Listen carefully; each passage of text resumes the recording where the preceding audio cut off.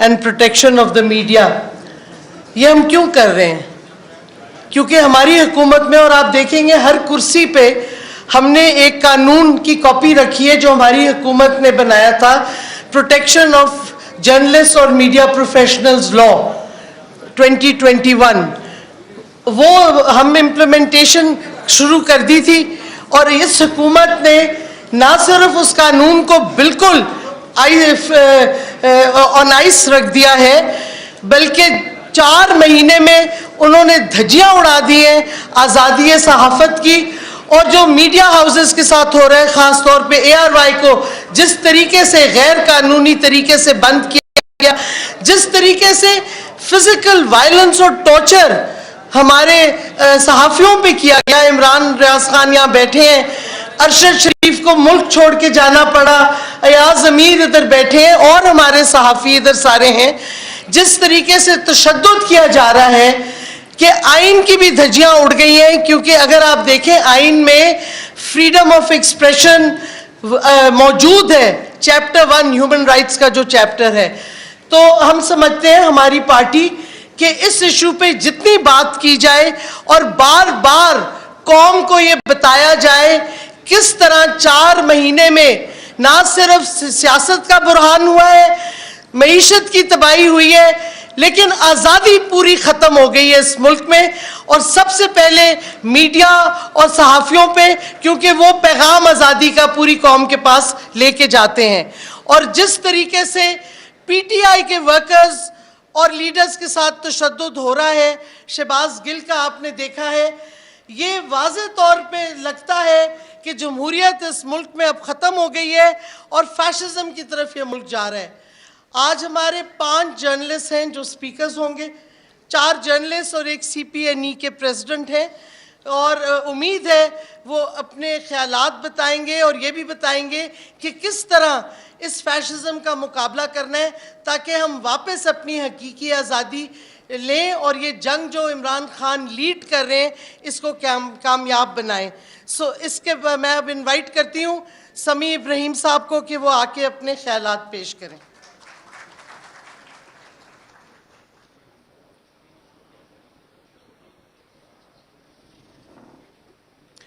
بسم اللہ الرحمن الرحیم. السلام علیکم. اتنے بڑے بڑے لوگ یہاں پر ہیں، ایاز امیر صاحب تشریف رکھتے ہیں، عمران ریاض بھی ہیں، خان صاحب خود ہیں.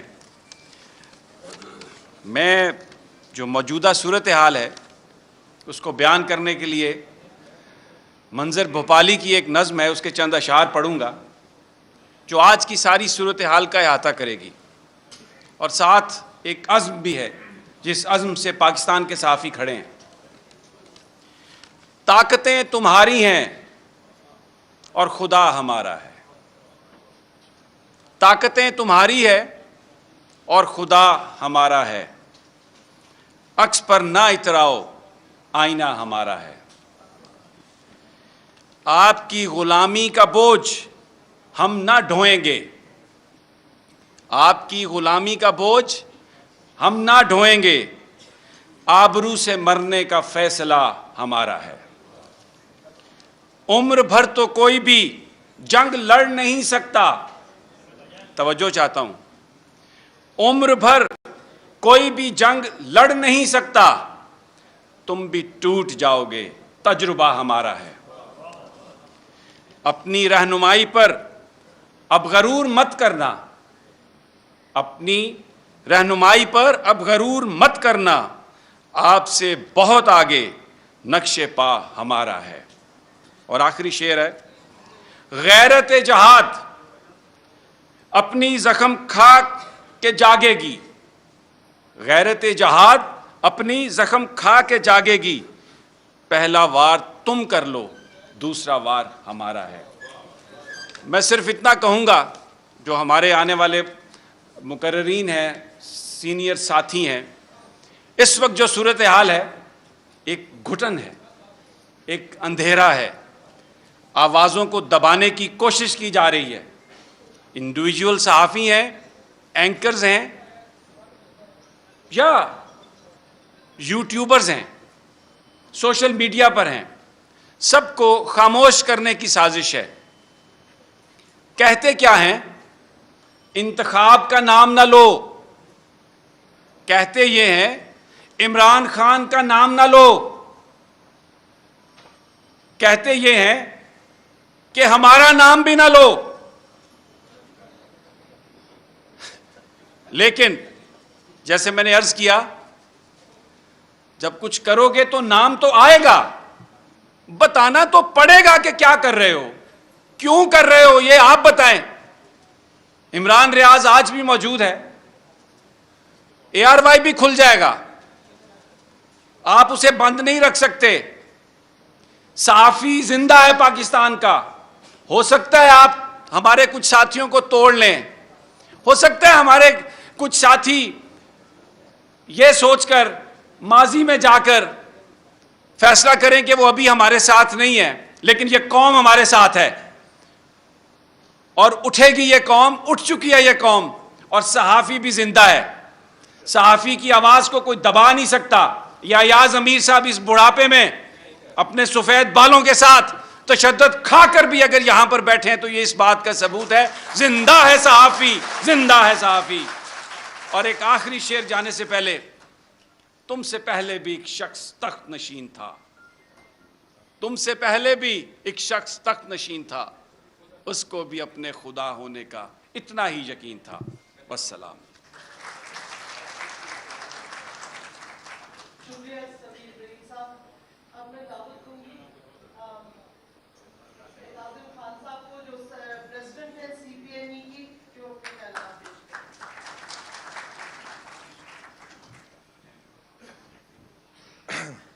بسم اللہ الرحمن الرحیم. خواتین و حضرات،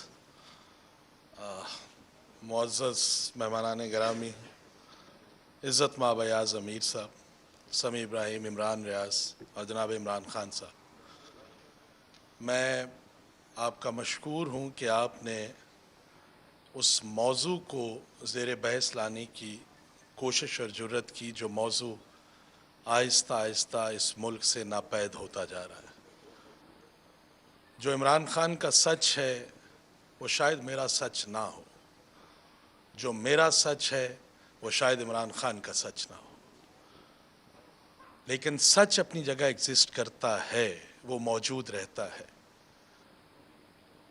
as a president council of Pakistan news paper editors, مجھے خان صاحب سے کافی باتیں کرنی ہیں. ویسے میں اکیلے میں کرتا بھی رہتا ہوں، لیکن آج میں آپ سب کے سامنے خان صاحب کو یہ باور کرانا چاہتا ہوں کہ آپ نے اپنی حکومت میں جب پروٹیکشن آف جرنلسٹ بل لے کے آئے ڈاکٹر شیری مزاری کی قیادت میں، فیصل جاوید یہاں بیٹھے ہوئے ہیں، تو ہم ساری صحافتی تنظیمیں عمران خان کے ساتھ کھڑی تھیں.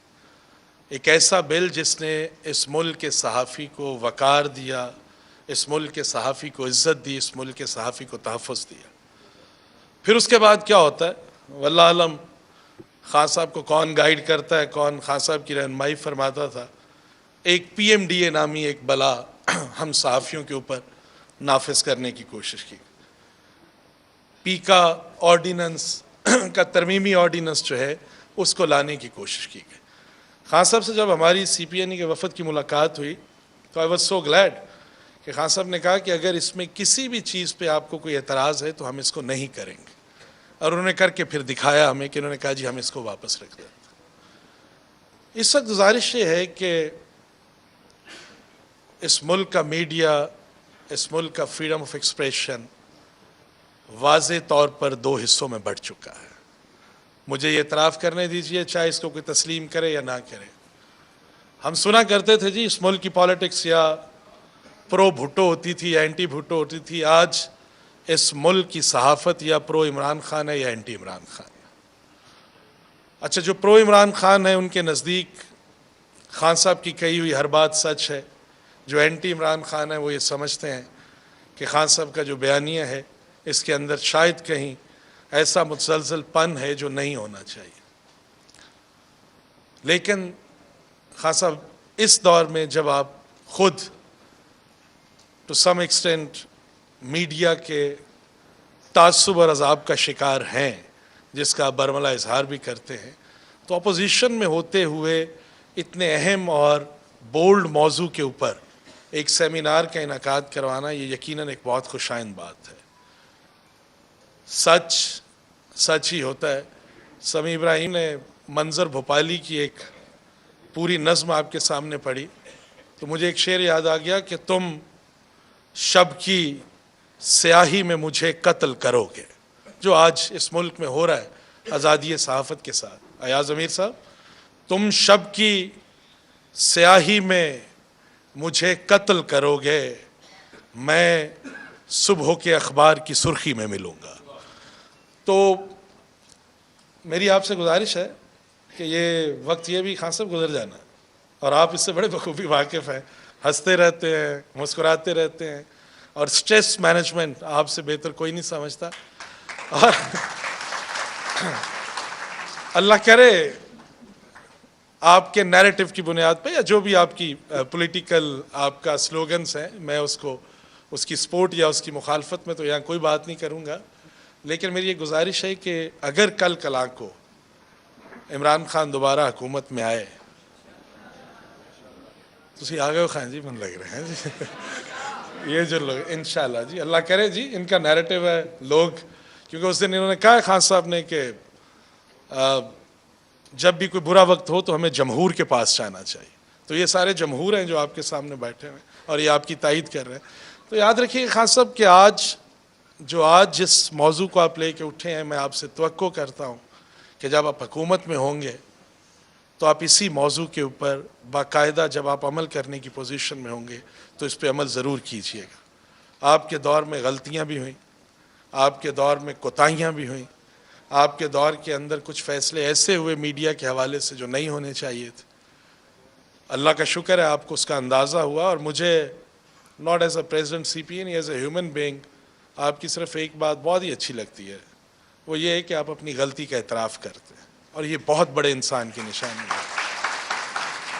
اللہ تعالیٰ باصیت انسان آپ کو ہمت دے کہ جس موضوع کو اور جس فریڈم آف ایکسپریشن اور میڈیا کا اس اتنے برے دور کے اندر جب میڈیا کے اوپر پابندیاں قدغن جو ہیں کچھ نظر آ رہی ہیں کچھ نظر نہیں آ رہی, تو یہ جب اللہ تعالیٰ دوبارہ آپ کو کبھی وقت دے یا موقع دے تو کوشش کیجئے گا کہ یہ میڈیا ہے جس نے آپ کو یہاں تک لے کے آیا ہے. اس بات کو آپ اپنی تقاریر میں اعتراف کرتے رہے کہ مجھے یا میری پارٹی کو یہاں تک لانے میں اس میڈیا کا بڑا کردار, تو اس کے تحفظ کا, اس کے حقوق کا خیال رکھیے گا. تھینک یو ویری مچ.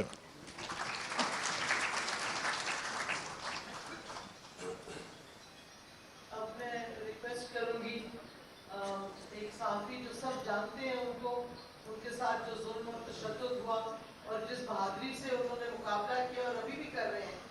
ایک دن ان کا ٹی وی پروگرام ہوتا ہے, دوسرے دن پتہ نہیں کدھر سے آرڈر آتا ہے تو ٹی وی چینل کے دفتر کے دروازے بند ہو جاتے ہیں. یہ حالات ہیں آج کل صحافیوں کے ساتھ جو ظلم اور تشدد ہو رہے ہیں. تو without any more introduction he doesn't need any, Imran Riaz Khan.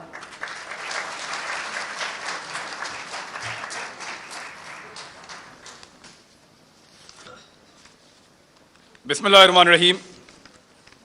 آپ سب کو السلام علیکم. سب کا بہت شکریہ, خاص طور پہ منتظمین جنہوں نے بلایا بات کرنے کے لیے.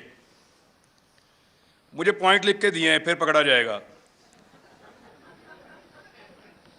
میرے دوستوں کو پتا چلا وہ رات کو آ گئے, انہوں نے کہا لکھ, پھر یہ لکھ کر دیا انہوں نے, پکڑا جائے گا, دیکھی جائے گی.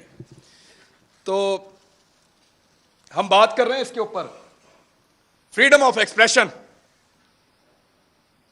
اظہار کی آزادی.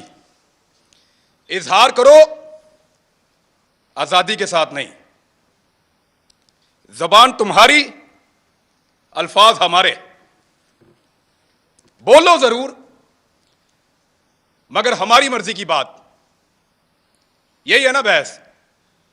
صحافیوں کو دو حصوں میں ڈیوائیڈ کر لیتے ہیں. کچھ سمجھتے ہیں کہ یہ والی پولیٹیکل پارٹی یا یہ والے بندے اچھے ہیں, یہ آئیں گے تو میرے ملک کو اچھا چلائیں گے. غداری کی بحث کو تھوڑی دیر کے لیے نکال دیتے ہیں. کچھ یہ کہتے ہیں کہ یہ والی پولیٹیکل پارٹی یا یہ والے بندے اچھے ہیں, یہ والے آئیں گے تو میرا ملک اچھا چلے گا. کچھ کہتے ہیں نہیں, وہ والی پولیٹیکل پارٹی اچھی ہے, وہ والی آئے گی تو میرا ملک اچھا چلے گا. یہی بحث ہے نا.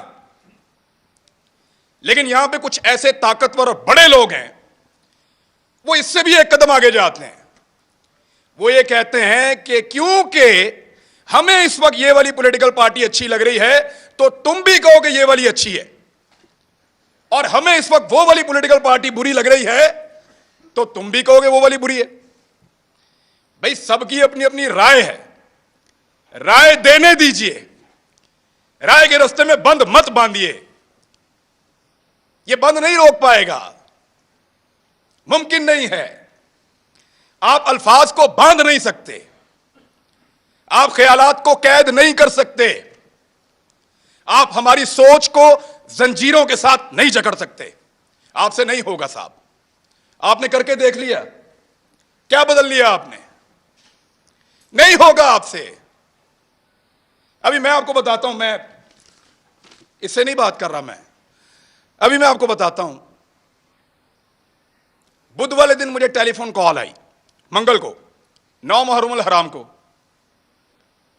اور مجھے میرے چینل کی انتظامیہ نے بتایا کہ صاحب بات یہ ہے کہ 2 چیزوں پہ بات نہیں کرنی. 10 محرم تھا غالباً, ہاں جی منگل کو. 2 چیزوں پہ بات نہیں کرنی آپ نے اپنے کل والے پروگرام میں. میں نے کہا جی کس پہ بات نہیں کرنی؟ انہوں نے کہا جی ایک ARY پہ آپ بات نہیں کریں گے, اور ایک آپ اپنے ٹاک شو کے اندر شہباز گل کے اوپر بات نہیں کریں گے. تو میں نے ان سے پوچھا کیوں نہیں کروں گا بھائی, پاکستان میں ٹاپ ٹرینڈ چل رہا ہے, پاکستان کا بچہ اس کے بارے میں جاننا چاہتا ہے, پاکستان کا سب سے مقبول چینل تم نے بند کر دیا ہے, میں اس پہ بات ہی نہ کروں؟ انہوں نے کہا جی انسٹرکشن ہے کہ اس پہ بات نہیں کرنی ورنہ کانسیکوینسز ہوں گے, نتائج بھگتنے پڑیں گے. تو میں نے, کیونکہ دیکھیں کام تو آپ نے کرنا ہے, نوکری کرنی ہے, صحافت آپ نے کرنی ہے, وہیں سے آپ کا رزق آتا ہے, آپ کے بچوں کو آپ کھانا کھلاتے ہیں. تو میں نے ان سے کہا کہ ٹھیک ہے, یہ انسٹرکشن اگر سب کے لیے ہیں تو میں فالو کروں گا. چیک کرو جیو کے لیے ہیں, چیک کرو دنیا کے لیے ہیں, چیک کرو سما کے لیے ہیں, چیک کرو 92 کے لیے, باقی سب کے لیے میں فالو کروں. تو مجھے انہوں نے بتایا نہیں جی یہ صرف آپ کے لیے ہیں, کہ عمران ریاض یہ بات نہیں کرے گا, باقی جو مرضی کرے. تو میں نے اس دن ایک کمپرومائز کر لیا. میں نے کہا جی ٹھیک ہے, میں کل کا پروگرام نہیں کروں گا, پروگرام ہی نہیں کروں گا. یعنی وہاں آ کر بول کر اپنا ضمیر مارنے سے اچھا ہے میں گھر سے جاؤں ہی نہ.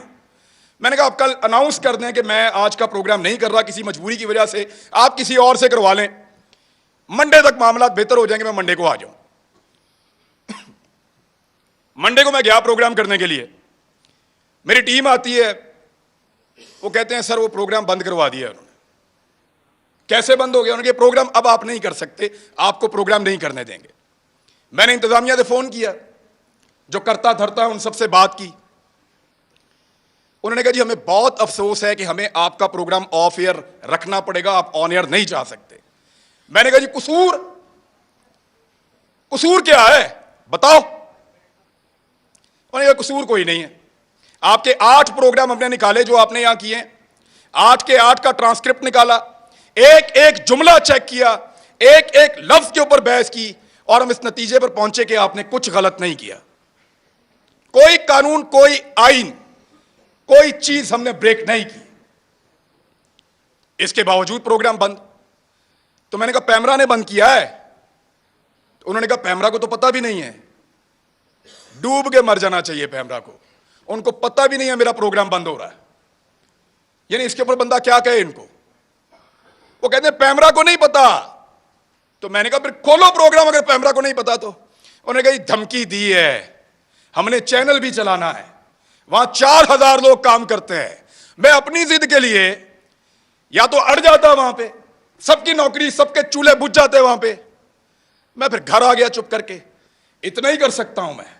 لیکن یہ کون لوگ ہیں جو آواز کو بند کرنا چاہتے ہیں؟ میں ایک بات ان کو بتانا چاہتا ہوں. جب میں وہاں سے نکل رہا تھا آفس سے, میرے ساتھ جتنے لوگ کام کرتے ہیں ان کی آنکھوں میں آنسو تھے. یہ تکلیف آپ نے ان کو دی ہے, وہ آپ سے کیسے پیار کریں گے؟ سوچو, لوگوں کے دلوں میں پیار پیدا کر رہے ہو یا نفرت؟ سوچو, لوگ آپ سے شکوہ کریں گے, گلہ کریں گے, خدا نخواستہ نفرت کریں گے. سوچو اس بات کو. وہ جو لوگ جنہوں نے مجھے آگے گاڑی تک چھوڑا ان کی آنکھوں میں آنسو تھے, میں نے خود دیکھے ہیں. کب تک رلائیں گے آپ لوگوں کو, کب تک تکلیف دیں گے؟ اور کبھی کوئی کسی کو کچھ پولیٹیکل حکومتیں کبھی کسی کو بند نہیں کرتی, کر نہیں سکتی. میں گواہ ہوں اس بات کا. عمران خان کے دور کے اندر کسی صحافی کو انہوں نے بند نہیں کیا. وہ جو سب سے بڑا ٹاؤٹ ہے نا, وہ سب سے پہلے اچھل اچھل کے چھلانگے مار مار کے کہتا تھا عمران خان کی کیا جرت ہے مجھے بند کرے, مجھے تو بند کیا کسی اور نے. جس وقت وہاں جا کے پاؤں چاٹ لیے, منت کر لی, تو کہنا شروع ہو گیا مجھے تو عمران خان نے بند کیا تھا. اور فٹے منہ تمہاری صحافت کے اوپر, کسی ایک بات کے اوپر تو کھڑے ہو جاؤ یار. اور ایسا آدمی ہے, میری زندگی کے ساتھ کھیلا ہے. ایک پولیٹیکل پارٹی نے میرے 2 کلپ پکڑے اور ان کو عجیب طریقے سے جوڑ کے اس کو دے دیا. اس نے ٹیریبل لکھ کے اس کو ٹویٹ کیا. مجھے ایک دن میں 12 تھریٹ کالز آئی ہیں. مجھے پاکستان کی انٹیلیجنس ایجنسی نے بتایا کہ تجھے اور تیرے بچوں کو مار دیں گے. میں پھر بھی اسی ملک کے اندر رہتا تھا. اور جب اس آدمی سے پوچھا گیا, صحافیوں نے پوچھا, یہ سمی بھائی بیٹھے ہیں, کہ تو نے کیوں اس کو مروانے کا بندوبست کیا, تو ہنس کے ٹال دیتا ہے. اور آج وہ صحافت کا چیمپئن بنا بیٹھا ہے. جھوٹ بولتے ہیں سب, فراڈ کرتے ہیں سب. یہ کہتے ہیں کہ ہم نے جب مطیع اللہ جان کو مار پڑی ہم نے بات نہیں کی. یہ کہتے ہیں وہ بچے کو جب گھر کے اندر مارا ہم نے بات نہیں کی. یہ کہتے ہیں جب ابصار عالم کو گولی ماری ہے حامد میر کو ہم نے بات نہیں کی. میں اپنے موبائل فون کے اندر سارے کلپ نکال کر لایا ہوں. چیلنج کرتا ہوں آپ ساروں کو, جتنے لوگ یہاں موجود ہیں دیکھ کر جانا. ایک ایک کو دکھاؤں گا کیسے مذمت کی تھی, لائن کراس کر کے مذمت کی تھی. اتنی مذمت کی تھی کہ مجھے اس کا خمیازہ بعد میں بھگتنا پڑا تھا. میں نے اس کے کانسیکوینسز اس دور میں بھی برداشت کیے تھے. ان کے لیے آواز اٹھائی تھی. آج وہ کہتے ہیں تم اس وقت خوش تھے, آج ہم خوش ہیں, مناؤ خوشیاں. ابھی میں اسلام آباد آ رہا تھا, مجھے کہہ رہے تھے کہ تو نہ تجھے ہم پکڑیں گے, تو ادھر آئے گا تجھے ہم پکڑیں گے, میرا ملک ہے. یہ پہلے کہتے تھے پنجاب نہ جاؤ, کبھی کہتے ہیں اسلام آباد نہ جاؤ, کبھی کہتے ہیں وہاں چھپ جاؤ. کیوں چھپیں؟ میرا ملک ہے, جہاں دل کرے گا جاؤں گا, جس سے دل کرے گا ملوں گا, جو دل کرے گا وہ بولوں گا.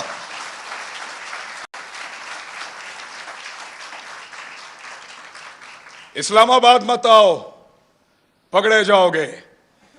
پکڑو نا, جلدی پکڑو, نشان عبرت بناؤ مجھے, ان کو بھی بناؤ ساروں کو.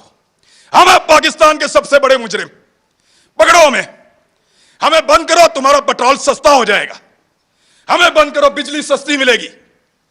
ہماری زبان بند کرو, ہمیں نشان عبرت بناؤ, تمہیں گیس سستی ملے گی, تمہاری مہنگائی ختم ہو جائے گی, تمہارا ڈالر 100 روپے کا ہو جائے گا. پکڑو ہمیں, اسی لیے پکڑنا ہے نا کہ یہ باتیں ہم بتاتے ہیں. بات کرنے پر پابندی ہے. ایک چھوٹی سی چیز میں آپ کو توجہ دلاتا ہوں.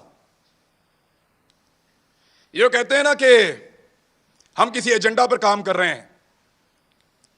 ایک لٹمس ٹیسٹ ہوتا ہے, جو لوگ سائنس پڑھتے ہیں ان کو پتا ہے کہ وہ نیلا یا لال ہو جاتا ہے, فوراً آپ کو پتا چل جاتا ہے کہ یہاں پہ تیزاب ہے یا اساس ہے. میں آپ کو ابھی ثابت کر دیتا ہوں 1 منٹ میں. صابر شاکر غدار ہے نا, غداری کا پرچہ اس پہ, بغاوت, وہ بھی غدار ہے. ارشد شریف, یہ 2-3 غدار سامنے بیٹھے ہوئے ہیں. میں بھی غدار ہوں. آپ نے ہمارے ساتھ کیا نہیں کیا؟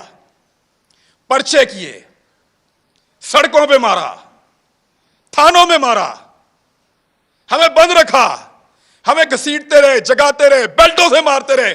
کبھی کوئی ایک ٹیلی فون آیا آپ کو پوری دنیا سے؟ اس شہر میں کتنی ایمبیسیز ہیں, کسی ایک نے آپ کو کہا ہو کہ کیوں مار رہے ہو؟ کسی ایک نے مذمت کی ہو؟ کبھی کوئی بین الاقوامی ادارہ بولا ہمارے لیے؟ نہیں بولا, نہیں بولے گا, کیونکہ ہم ان کا ایسٹ نہیں ہیں, ہم تمہارا ایسٹ ہیں. نہ تمہارے لیے کوئی بولے گا, نہ ہمارے لیے کوئی بولے گا. نہ وہ لوگ تمہارے لیے کبھی بولے, نہ وہ لوگ ہمارے لیے کبھی بولیں گے. میں پھر بتا رہا ہوں, ہم ان کا ایسٹ نہیں ہیں, ہم اس مٹی کا ایسٹ ہیں. لگاؤ ان کے کسی آدمی کو ہاتھ, ایسے انگلی لگاؤ گے الارم بجیں گے. उंगली लगाओगे चीखों की आवाजें आएंगी, उंगली लगाओगे बैनुल अक़वामी इदारे और बैनुल अक़वामी सतह के ऊपर आवाजें उठेंगी, क्योंकि वो उनके एसेट हैं, वो उनका असासा है, वो उनसे काम लेते हैं। आज वो आपकी आंखों का तारा बन रहे हैं ना।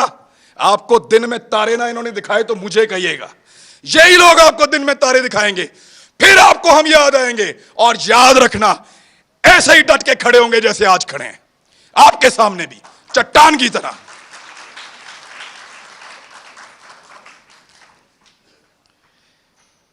हमें पकड़ने से अगर किसी की जिद को और अना को तस्कीन मिलती है ना, तो पकड़ो फिर, लेकिन इस पाकिस्तान का कोई भला आप नहीं करने जा रहे। हमें डराएंगे, धमकाएंगे, पकड़ेंगे, मारेंगे, लेकिन आपको हमारे मुंह से वो कभी सुनाई नहीं देगा जो आप चाहते हैं।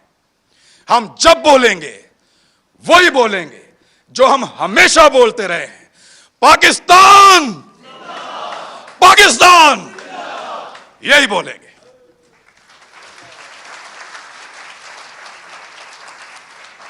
पाकिस्तान जिंदाबाद, बिल्कुल। और अब हमारे आखिरी स्पीकर हैं, एक हमारे स्पीकर रास्ते में भी पहुंच नहीं पाए, पर बाद हमारे आखिरी स्पीकर हैं अयाज अमीर। और आई मस्ट ऐड कि अयाज अमीर का इतना एक्सपीरियंस डिफरेंट फील्ड्स में है। फौज में शुरू किया, डिप्लोमेट बने, आई थिंक सोवियत यूनियन में पोस्टेड थे, उसके बाद सियासत में आए और जर्नलिज्म में आए। तो मेरा ख्याल में इतनी वाइड एक्सपीरियंस है कि ये जो आज का टॉपिक है इस पे भी आप हमें एक ब्रॉड ओवरव्यू भी देंगे। अयाज अमीर।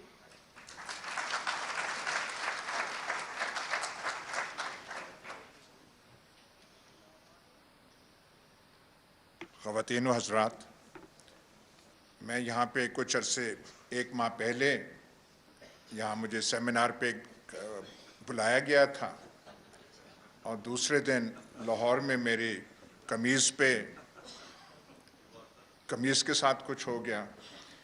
एक और फिर सेमिनार था, वो मुझे शिरीन साहिबा ने बुलाया, मैं आ नहीं सका। आज फिर मुझे बुला लिया है। मेरे पास कपड़े वैसे भी थोड़े हैं, ये मेरे लिए प्रॉब्लम हो जाएगा।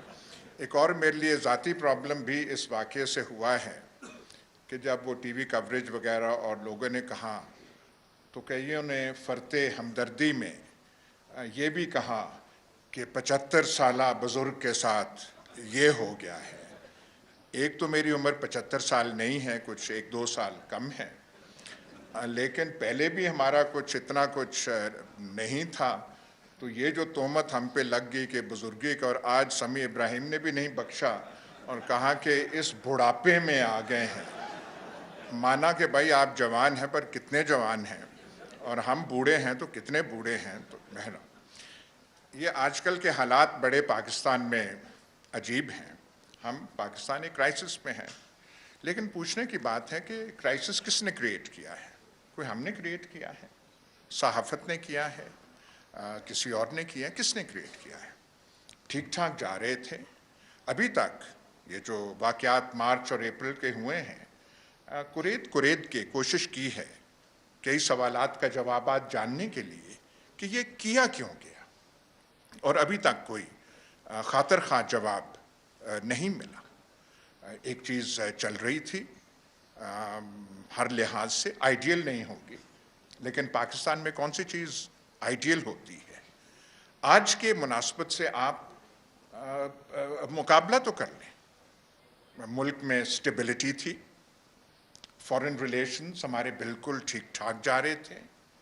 जिन पैसों पे नाज किया जा रहा है कि चाइना ने इतने पैसे रखे हुए हैं, सऊदी अरब ने इतने पैसे रखे हुए हैं, रोल ओवर कर दिए हैं, वो कहाँ से आए थे? कौन लेकर आया था? लेकिन वो सब चीज़ें भुला के पेट्रोल प्राइसेस की जो बात है, पहली दफ़ा मुल्क की तारीख में हुआ है कि किसी गवर्नमेंट ने पेट्रोल प्राइस कम की, अवाम को रिलीफ, और सबसे बड़ा जुर्म वो उनका गिनवाया जा रहा है कि इन्होंने पेट्रोल की प्राइस कम कर दी और इन्होंने ऐसे किया। हम सस्टेन नहीं कर सकते थे। शौकत तरीन समझा के थक गए हैं कि हम उसे फाइनेंस किस जरिए से कर रहे थे, प्रोविंसेस से, यहाँ से नहीं, अनसस्टेनेबल करके, और उन्होंने यहाँ पे वो चीज़ कर दी। उसका कोई जवाब अभी तक दे नहीं सका। और दूसरी बात यह है, चलें बगैर जवाब के जो कुछ है आपने कर लिया, तो फिर हालात को संभालते। हालात आपसे संभल नहीं रहे। आज पाकिस्तान की ये हालत है कि आगे 3 माह में क्या होना है, अगले साल क्या होना है, किसी को नहीं मालूम। They have no answers. लेकिन ये जो एक माहौल बना दिया गया है, इसको दबाएं, और दबा किस चीज को रहे हैं? ये जो खबरों पे कंट्रोल हो रहा है। स्वात में सूरत हाल खराब होती है, कुछ लोग वहां से, अफगानिस्तान से आ जाते हैं। भाई मीडिया को इस बात पे रिपोर्ट करना चाहिए या नहीं कि ये कौन लोग आए हैं, इनको लाया कौन है, किसकी पनाह में, अशीरबाद में ये आए हैं, और मकासद क्या है इनको वहां लाने के। और फिर स्वात के अवाम उठ खड़े होते हैं। जो स्वात का हालत है, इनके खिलाफ वो जो सूरत हाल थी, वो तकरीबन जैसे एक अवाम की बगावत होती है ऐसे है। लेकिन आपकी अखबारात में और टीवी में कोई खबर नहीं आई कि स्वात के अवाम क्यों खड़े होके कह रहे हैं कि हमें ये सिचुएशन नामंजूर है और हमारे साथ ये दोबारा खेल आप मत खेल। इसकी कोई रिपोर्टेज नहीं है, सब सप्रेस करके ये यहां पे माहौल बना हुआ है। और कई चीजें हैं। जब पिछली हुकूमत थी, जिसके मैं वाजे कर दूं, हम मदह नहीं थे। जब कहीं तनकीद करनी होती थी करते थे, शायद जरूरत से ज्यादा कर देते थे। लेकिन एक जो प्रोपेगेंडा किया जा रहा था, चाइना से तल्लुकात खराब करनी है, सीपेक में ऑब्स्ट्रक्शंस पैदा की हैं, और ऐसे मुनज़्ज़म तरीके से ये बात फैलाने की कोशिश पूरे मुल्क में की गई। आज काम सीपेक पे रुक चुका है। ये तो कोई सवाल का जवाब दे कि मौजूदा हालात, मैं हुकूमत का नाम नहीं लूंगा, मौजूदा हालात से हमारा जो सबसे बड़ा दोस्त चीन, वो खुश है? क्या वो शादमां है इस पे? 3-4 माह तो यहां उनका सफीर नहीं था। उनसे भी कोई एक दौरा हुआ था किसी का, पिछले जो यहाँ पे सेमिनार से जब वो मौका यहाँ पे मिला था, उससे एक बात सीख ली कि ज़्यादा नाम ना लिए जाएं। पर किसी का दौरा था, पर वहाँ से कोई चीज़ आपको मिली थी?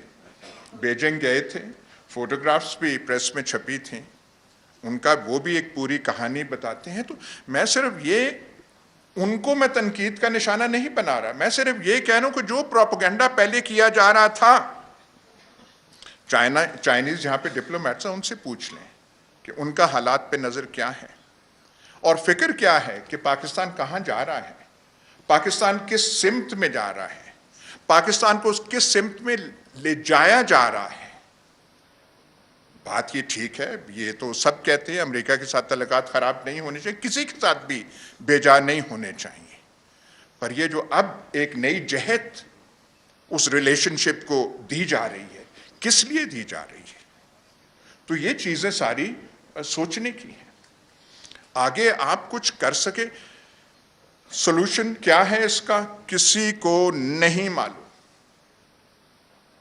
आज ख्वाजा आसिफ का वो जो स्टेटमेंट अखबारों की जीनत बना है, देखिए कैसी कैसी बात कर रहे हैं कि इंडिया के बेहेस्ट पे शहबाज गिल ने ये किया, करवाने वाले फलां फलां थे, कैसी कैसी आप बातें करते हैं। ख्वाजा आसिफ की पुरानी अपनी स्पीचेस हैं, नेशनल असेंबली में हैं, वो आप सुन तो लें।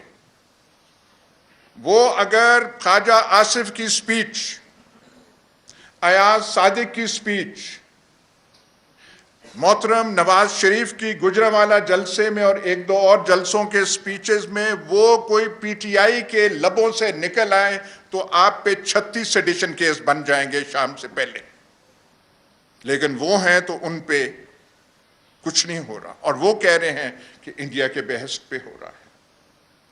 اب یہ بھی بات واضح کرنے والی ہے، شہباز گل نے الفاظ irresponsible یا کیئرلیس استعمال کیے ہوں گے، پر کوئی ڈکشنری میں جا کے سیڈیشن کا مطلب تو دیکھ لے۔ وہ سیڈیشن برپا کیا ہے اس نے، پاکستان کے خلاف اس نے کیا ہے بات، کوئی سازش میں وہ ملوث ہوا ہے، اس نے کوئی یہاں سے وہ مشین گنیں منگائی ہیں اور یہاں سے فنڈ میں، کیسی آپ باتیں کر رہے ہیں؟ لیکن ہاتھ آپ کا وہاں پہ پڑا اور اس کو نمونے کے طور پہ وہ کرنے کی ضرورت پیش ہے، وہ آپ نے وہ کی۔ یہاں پہ ایسے ماضی کے بارے میں ایک اور چیز، ہاں وہ چین کے حوالے سے میں ایک چیز وہ کہنا چاہتا تھا، یہ بھی کچھ کمزوریاں آپ کی بھی، جو یہاں پارٹی بیٹھی ہوئی ہے شاید اس کی بھی تھیں۔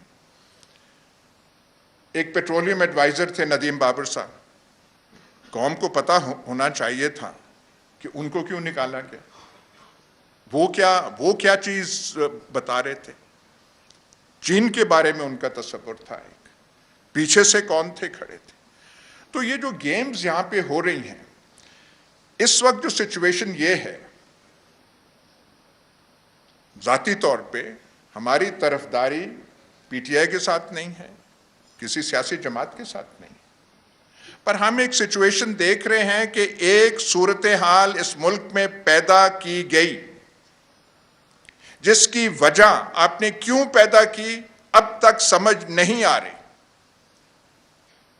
اور اگر یہ کہا جائے کہ اس کا مقصد یہ تھا کہ شہباز شریف اور ان کی کابینہ اور حمزہ شہباز کو لانا تھا مقصد، کیونکہ انہوں نے ملک کو ٹھیک کرانا تھا، میرے خیال یہ الزام آپ شہباز شریف پہ لگائیں تو وہ بھی شاید مسترد کر دے، وہ بھی کہے کہ نہیں ایسی بات نہیں، میں اتنا بوجھ اٹھا نہیں سکتا۔ تو یہ آپ نے کر دی، یہ سچویشن آپ نے وہ سرکمسٹانسز آپ نے پیدا کیے، لیکن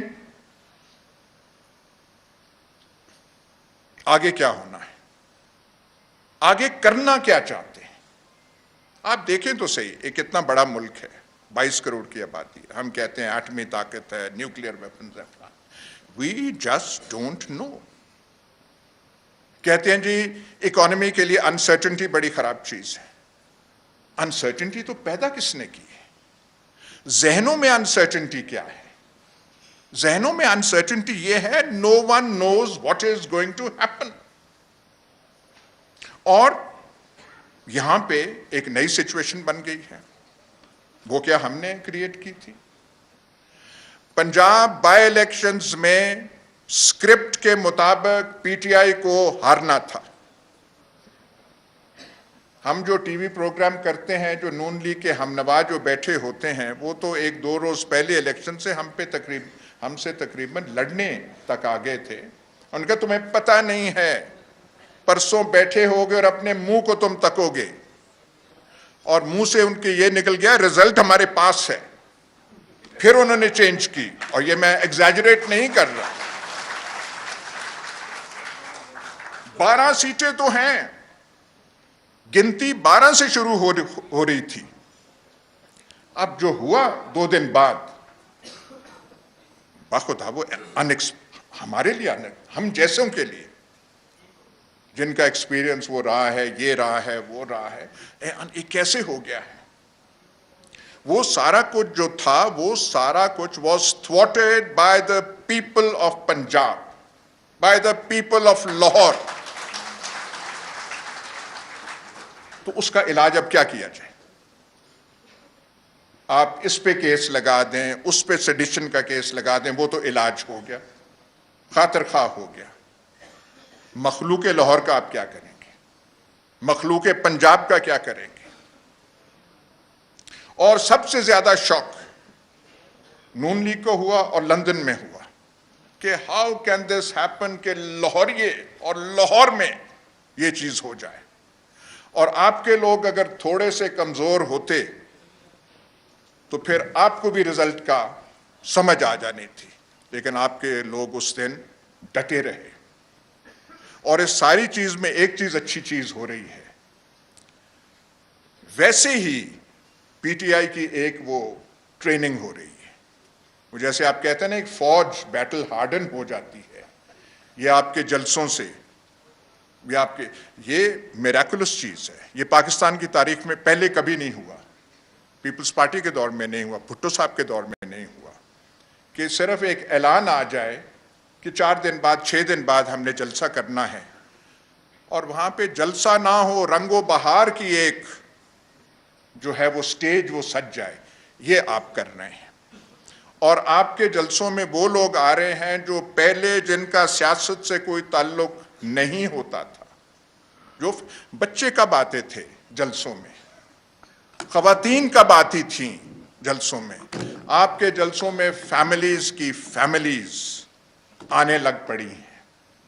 और इस किस्म की मोबिलाइजेशन यहां पहली बार देख रहे हैं। और यही चीज जो है, अगर परेशानी दूसरी तरफ है तो यही चीज है, क्योंकि किसी स्क्रिप्ट और कैलकुलेशन में ये नहीं था। स्क्रिप्ट में ये था कि हम निकाल देंगे, मौलाना साहब का ये रोल होगा, शरीफों का ये रोल होगा, जरदारी साहब ये कमालात दिखाएंगे, वो सब कुछ स्क्रिप्ट में था। इसका रिएक्शन क्या होगा, mood off the message, mood off the पॉपुलिस क्या बन चुका है उनकी किताबों में, इसका कोई इंदराज नहीं था। और यही नई चीज है। भुट्टो साहब छोटे लीडर नहीं थे, पर्सनैलिटी भी, शख्सियत भी करिश्माती थी, पार्टी भी थी, हुकूमत में रहे थे। पर उस वक्त के जो अकाबरीन थे, आउस्ट्रो पार के बाद भुट्टो साहब को जेल में डाला, 302 का मुकदमा किया, अंजाम हमें पता है, और पीपल्स पार्टी सप्रेस हो गई। और ये जो कहते हैं कि जी रियलिटीज चेंज नहीं होती, पंजाब पीपल्स पार्टी का स्ट्रॉन्ग होल्ड था। जब पॉलिटिकल इंजीनियरिंग ज़िया रजीम की गई तो पंजाब का रंग जो है, पॉलिटिकल कलर चेंज हो गया, और उसी में फिर ये शरीफ्स जो है इनको लाया गया।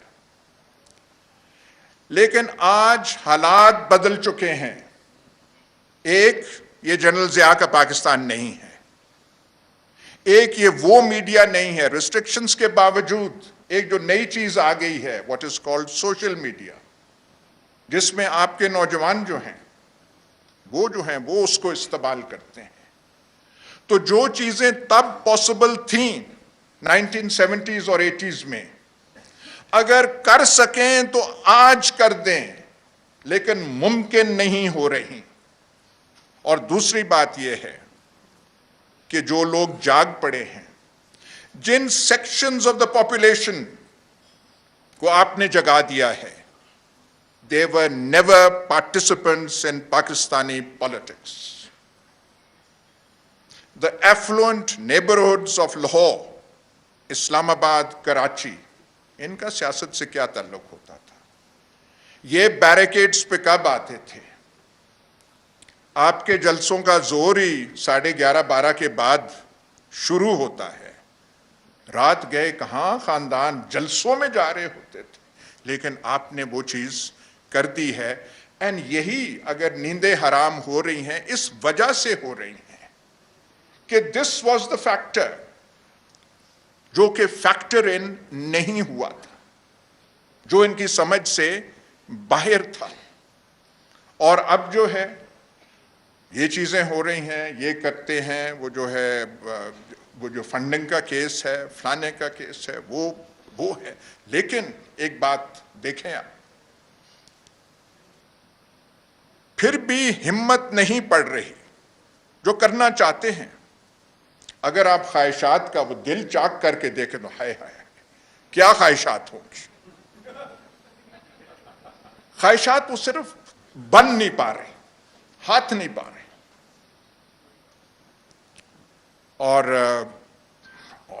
اور بھی بہت ساری چیزیں ہیں, کئیوں کا ذکر یہاں پہ ہو سکتا ہے, کئیوں کا ذکر نہیں ہو سکتا. خواجہ آصف نے کہا, اب میں اس لیے کہہ رہا ہوں کیونکہ انہوں نے کہا کہ آرمی چیف کا وہ جو ہے نئے آرمی چیف کا پروسیس ابھی تک بگن ہی نہیں ہوا. الفاظ انہوں نے ایسے چوز کیے کہ ان سے تاثر ملتا تھا کہ اب اس کا تو ہم نے سوچا تک نہیں ہے, ہمارے خیال میں نہیں ہے. لندن کون جا رہا ہے, ساتھ جانے والوں کے ساتھ کون گئے ہیں, ملاقاتوں کی افواہیں کس کے ساتھ ہو رہی ہیں, اب یہ ساری چیزیں جب آپ میڈیا پہ آپ کنٹرول کریں گے, آپ قدغنیں لگائیں گے, پھر افواہیں جنم لیں گی, اور افواہوں کی طاقت سچی خبر سے بھی زیادہ پھر ہو جاتی. تو پورا ملک جو ہے افواہوں کے لپیٹ میں ہے کہ لندن جانے کیوں گئے تھے, کیا کرنے گئے تھے. عرفان صدیقی ہمارے دوست جو سینیٹر ہیں نون لیگ کے, سر سید اسکول میں یہاں پڑھاتی بھی رہے ہیں, بہتوں کے استاد رہے ہیں, ابھی وہاں گئے ہوئے تھے. ان سے کیا گفتگو ہوئی, کیا وہاں پہ کرتے رہے.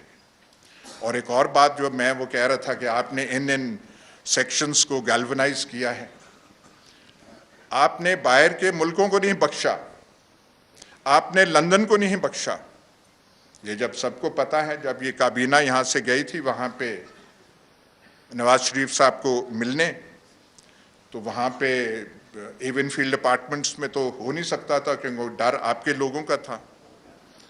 تو پھر وہ 3 گاڑیوں میں پیچھے سے لے جایا گیا, اور وہ جو ارشد ملک جج صاحب ہیں, ان کے کیس میں ایک ناصر جنجوعہ بڑے وہ کیریکٹر تھے, ان کے گھر میں پھر وہ میٹنگ ہو سکی. مطلب آپ نے یہ حالت یہاں کی اور وہاں کی بنا دی ہے. اور مصیبت یہ ہے کہ ابھی تک ان کو کوئی نسخہ مل نہیں رہا, کوئی دوائی مل نہیں رہی. دیکھیے میں صدمے سے کہہ رہا ہوں کہ بھٹو کا نسخہ انہوں نے ڈھونڈ لیا تھا اور ان پہ یہ ہوا تھا, ایسے ایسے ہوا تھا. لیکن یہ زمانہ اچھی بات ہے کہ ہم اس نئے پاکستان میں, ایک مختلف پاکستان میں ہم جی رہے ہیں اور ہم یہ دیکھ رہے ہیں. اور ہمارے سامنے یہ پہلا ایکسپیرینس ہے. ایسٹ پاکستان کا سانحہ ہوا تو یہاں پہ کوئی ریزسٹنس نہیں تھی, بنگالیوں کے حق میں کوئی ایک آواز نہیں اٹھتی تھی. 1-2 میوریک پولیٹیشنز تھے لائک ملک غلام جیلانی وغیرہ, عبدالولی خان وغیرہ نے کہا. ویسٹ پاکستان خرگوش سے زیادہ کی نیند سوئی ہوئی تھی, اور وہاں پہ جو کچھ ہوا وہ ہو گیا. بہت اور بھی واقعات ہوئے ہیں. MRD 1983 میں کوشش کی, سندھ کے چند اضلاع تک وہ مسدود رہی. یہ جو ہے آپ کی موومنٹ جس قسم کی آپ کر رہے ہیں, اور اب اس میں مئی 25 کے بعد اس میں ایک نیا نکھار آ گیا ہے, ایک نئی سٹلٹی آ گئی ہے. یہ جو آپ اگست 14 کا جو جلسہ تھا لاہور میں, اور کنٹراسٹ دیکھیے, وہاں اس کی رونق, اس کی ایگزوبرنس, اور دوسری طرف تھا کیا ان کا, شہباز شریف تھکے ہوئے طریقے سے ایڈریس کر رہے ہیں, کیبنٹ منسٹرز بول رہے ہیں national, who is interested in the National Assembly nowadays, who is interested in ministers. یہ آپ کی تعریف اور ان کی تنقید مقصد نہیں ہے, صرف یہ بتانا ہے کہ جو ماضی گزر چکا ہے, یہ جو ہم دیکھ رہے ہیں حکومت میں جن کو لا کے بٹھایا گیا, یہ نمائندے, they are representatives of a past which has gone. They have nothing to say. آج کی بات, آج کا لہجہ, آج کی زبان آپ لوگوں کے پاس ہے. یہ اس وقت ہسٹورک مومنٹ پاکستان میں ہے. دیکھیے ریولوشنز جب ہوتے ہیں, کوئی چینج ہوتا ہے, اس میں انتھوزیازم وہ ہوتا ہے, بعد میں ڈس انچانٹمنٹ بھی ہوتی ہے, ڈس الوژنمنٹ ہوتی ہے. لوگ ان کے ساتھ, ان موومنٹس کے ساتھ نتھی ہوتے ہیں, بعد میں کہتے ہیں کیا ہم نے تو یہ سوچا تھا, یہ وہ بعد کی بات ہے. یہ عشق کے ساتھ بھی ایسا ہی ہوتا ہے. جب عشق کے میدان میں آپ قدم رکھتے ہیں تو پتہ نہیں کس سوچ کے ساتھ کرتے ہیں, اور آخر میں پتہ نہیں کیا ہوتا ہے. یہ اور چیز ہے.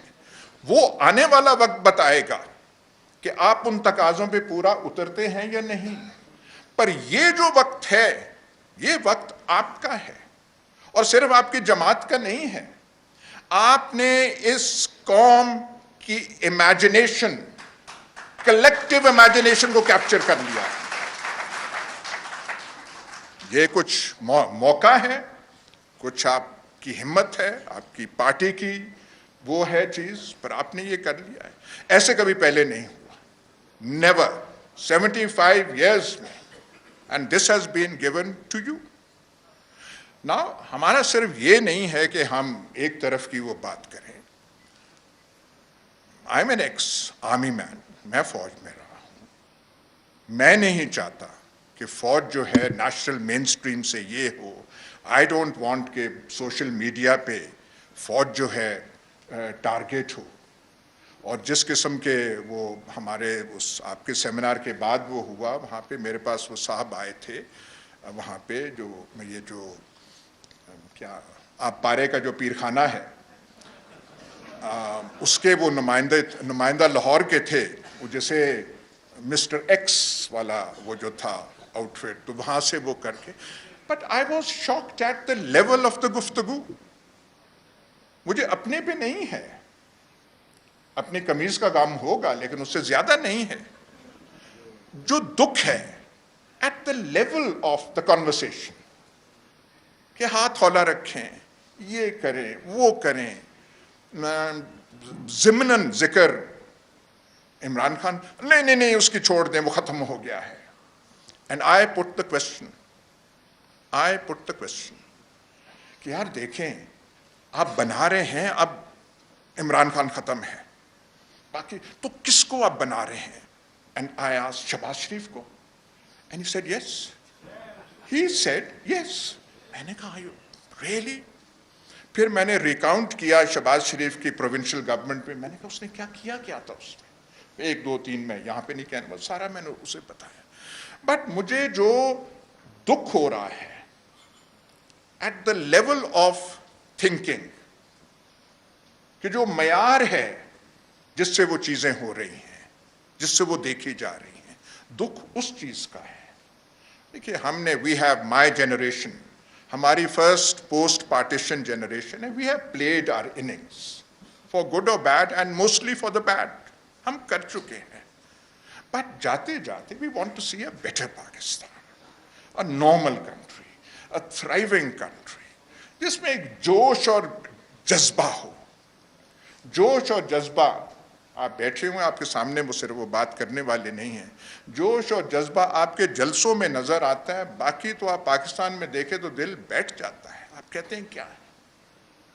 یہ بھی قدرت کی مہربانی ہے کہ جب آپ اقتدار میں تھے, اور یہ معافی مانگ کے کہہ رہا ہوں, آپ کی تقریروں سے تنگ پڑ گئے تھے, اور ہم نے کہا تھا اب سیاست کو خیر بات کہہ دیں تو وہی اچھا ہے. وہ جو ایک اسپیچ روزانہ کی بنیاد پہ ہوتی تھی, ہم نے کہا بس نہیں ہوتی. لیکن یہ قدرت کا کرنا ہے. اور جب ڈیسیشنز باہر سے, آپ نے کچھ سوچ کے یہ سب کچھ کیا تھا, یا ان کو جو کرنے والے تھے ان کو پتا تھا کہ یہ ہوگا, یا یہ اس کا ریئیکشن ہوگا, یا عوام میں اس کا کیا ہوگا؟ تو جب ہوا تو آپ میں کوالٹیز پہلے بھی تھیں, but now this is some thing, وہ جیسے وہ فینکس ہے, وہ آتی ہے نئے رنگ میں, نئے روپ میں, نئے ایک قدموں کے ساتھ. یہ بھی خدا کا کرنا ہے. سو دعا صرف یہ ہے کہ let this prove, we hope, pray ہے, دعا ہے کہ this should prove good for Pakistan. کہ جو ہم پاکستان میں ڈسپونڈنسی دیکھتے ہیں, کچھ نہیں, کیا بنے گا, آگے ہم کیا جائیں گے, اسی میں سے, اسی ٹرموائل میں سے کوئی ایک چیز نکلے گی جس کی ایمبوڈیمنٹ, اس سے کوئی انکار نہیں کر سکتا, جس کی ایمبوڈیمنٹ, جس کے ریپریزنٹیٹیو آپ ہیں. اللہ آپ کو طاقت اور دے, اور پاکستان کو آپ آگے لے کر جائیں.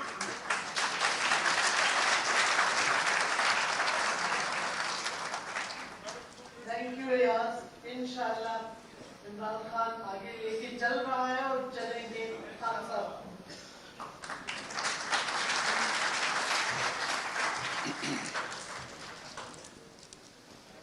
بسم اللہ الرحمن الرحیم.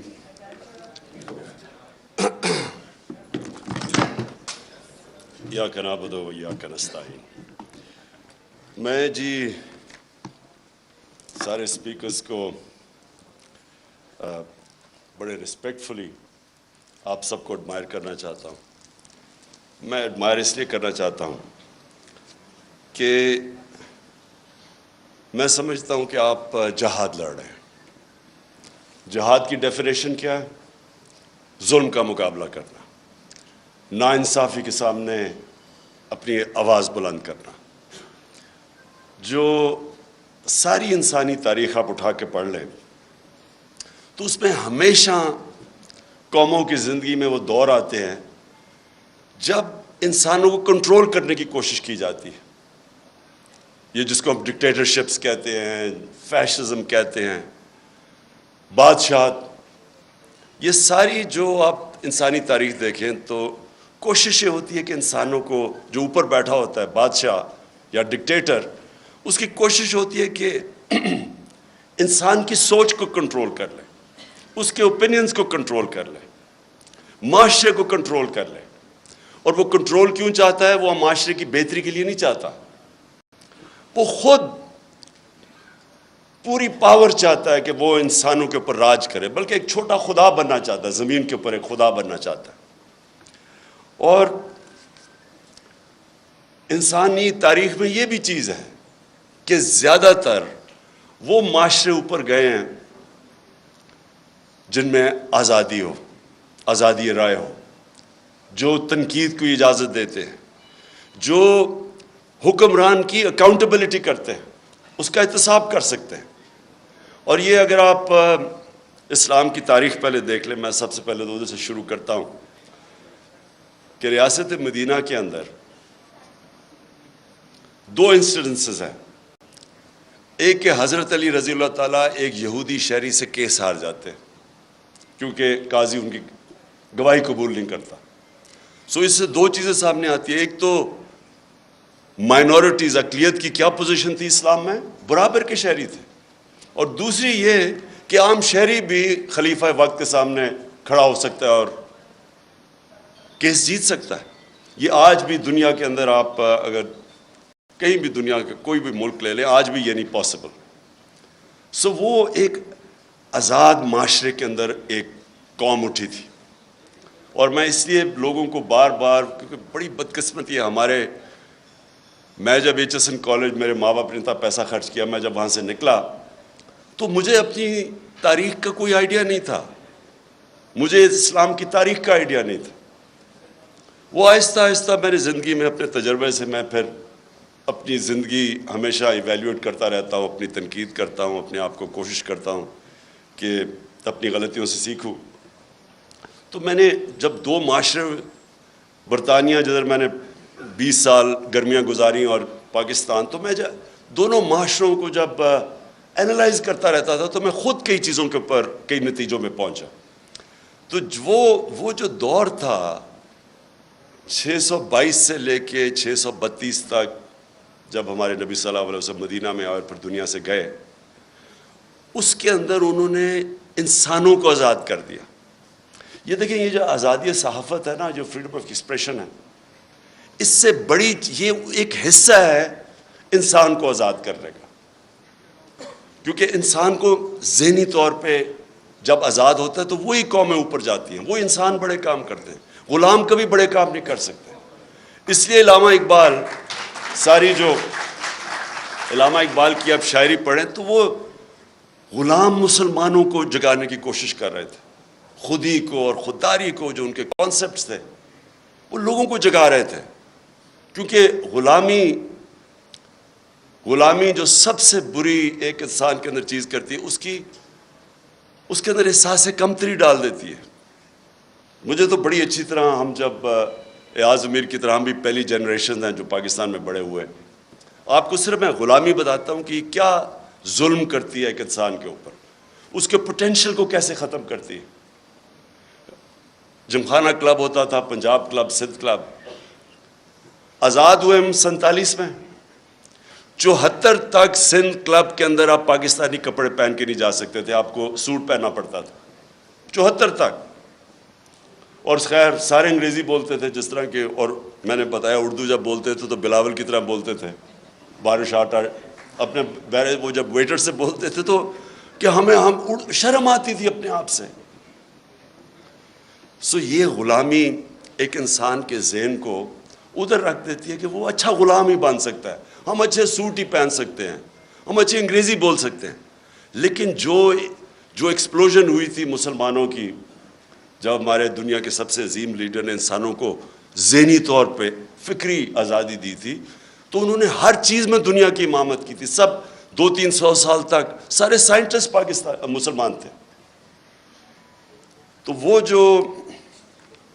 وہ جو میری کوشش ہے کہ یہ جو میں حقیقی آزادی کی بات کرتا ہوں، تو میں یہ چاہتا ہوں کہ میری قوم آزاد ہو، اور صرف آزاد قوم اوپر جائے گی.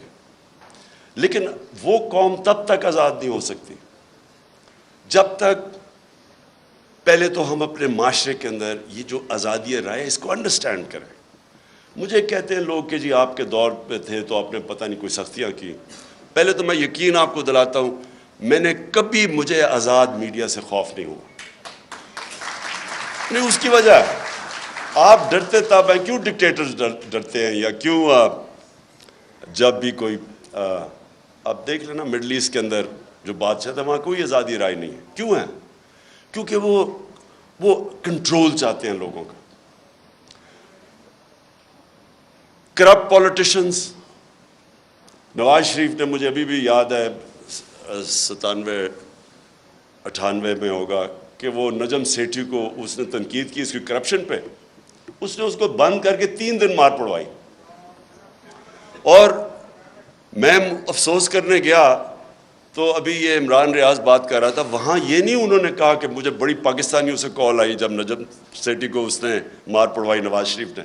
اس نے کہا مجھے اسٹروپ ٹالبوٹ سے کال آئی ہے، امریکہ سے کال آئی ہے کہ جی بڑا ظلم ہو گیا.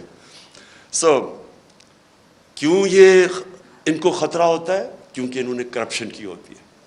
جب کرپشن کی ہوتی ہے تو ان کو کنٹرول کرنا ہوتا ہے، اور یا پھر تم نے قانون توڑنے ہوتے ہیں. مجھے ایک ایشو ہوتا تھا. دیکھیں، آزادی رائے کا مطلب یہ نہیں کہ آپ لوگوں کی توہین کریں، سلانڈر کریں. اب میں کیونکہ انگلینڈ میں نے کیس لڑا ہوا ہے عدالت کے اندر ڈیفیمیشن کا، تو وہاں تو اگر آزادی رائے ہے تو ساتھ پورا یہ بھی آپ کو چیک اور بیلنس ہے. آپ ہر کچھ کسی کی پگڑی نہیں اچھال سکتے. تو لوگوں کو موقع ملتا ہے کہ عدالت میں جا کے اپنی عزت بحال کرے یا ڈیفیمیشن کے کیس کرے. بدقسمتی سے میں پرائم منسٹر تھا، میرے اوپر اسی نجم سیٹھی نے کوئی بڑی غلط باتیں رکھی، میں اس کو عدالت میں لے گیا. میرے دور میں تو وہ کیس لگا ہی نہیں. تو پرائم منسٹر کو ہی اگر انصاف نہیں ملتا تو بیچارے عام لوگوں کو کیا ملنا ہے. جب آپ کے پاس آزادی آتی ہے اس کے ساتھ ذمہ داری بھی آتی ہے. میں نے جتنا ٹائم برطانیہ میں گزارا اس کے ساتھ ذمہ داری ہوتی ہے آزادی کے ساتھ. اب میں دوسری چیز پہ آتا ہوں. پاکستان میں کیا ہو رہا ہے؟ میں نے ابھی ایاز امیر نے بڑی ڈیٹیلز میں اس چیز کے اوپر بات کی. میں اپنی ذرا ایوولوشن بتاتا ہوں کہ ہم جب 90s کے اندر تماشا دیکھ رہے تھے، دونوں پارٹیز آئیں، 2 دفعہ کرپشن میں دونوں کو نکالا گیا، تو تب ہمارے ان دونوں پارٹیز کو دیکھ کے میرے بھی ذہن میں آیا کہ شاید کم کرپشن ہوگی کہ اگر ملٹری اس سے بہتر ہوگی. یہ ہم نے واقعی سوچنا شروع کر دیا کہ اس سے بہتر تو ہے. وہ ضیاء کے زمانے میں گروتھ ریٹ بھی زیادہ تھی، اکانومی بھی آگے تھی، لگ رہا تھا. تب وہ اور چیز ہے کہ تنقید نہیں تھی تو اس کے کئی چیزیں پتہ ہی نہیں چلتی تھی. تو ہم نے بھی یہ سوچنا شروع کیا، کیونکہ انہوں نے جو دونوں دفعہ کرپشن میں گئی، ان کے اوپر دونوں نے ایک دوسرے کے اوپر جو کیسز بنائے کرپشن کے، کوئی سر مال تھا، کوئی ہدایبہ پیپر مل تھی. مجھے یاد ہے فاروق لغاری جب وہ کیئر ٹیکر گورنمنٹ آئی 96 میں، تو انہوں نے مجھے پوری فائلیں دی کہ بے نظیر اور زرداری نے $1.5 ارب ملک سے نکالا ہے. میں اب بات کر رہا ہوں 96 کی، اور نواز شریف نے بھی $1.5 بلین ملک سے باہر نکالا. تو میں تو پولیٹکس میں آئی کرپشن کے خلاف تھا. دیکھیں، اور کرپشن جو ہے نا وہ ایک سمٹمز ہے جس ملک کے اندر قانون کی بالادستی نہ ہو. جدھر رول آف لا نہیں ہوتا ادھر کرپشن ہوتی ہے. رول آف لا بھی میں ایکسپلین کر دوں کہ طاقتور کے لیے جب تک آپ قانون کے نیچے نہیں لے کے آتے وہ رول آف لا نہیں ہے, وہ پھر طاقت کی حکمرانی ہے جو جنگل کا قانون ہے. تو میں نے جب دیکھا کہ یہ دو باری لے کے آئے اور دونوں آ کے نواز شریف نے جتنی دیر میں پرائم منسٹر تھا اتنی اس سے کم ٹائم میں اس نے 17 فیکٹریاں بنا لی. 3 سال کے اندر 17 فیکٹریاں بنا لی اور گورنمنٹ بینکس سے قرضے لیے. اب یہ جو میں فرق کیا تھا, میں نے برطانیہ کا سسٹم دیکھا ہوا تھا, ان کی پارلیمنٹ دیکھی ہوئی تھی, ان کے پولیٹیشنز کے اوپر میں نے جو ان کے اوپر چیکس اور بیلنسز ہیں, جو ان کی اخلاقیات ہے وہ میں نے دیکھی ہوئی تھی. تو ہم چاہتے تھے ہمارا بھی ملک آگے بڑھے.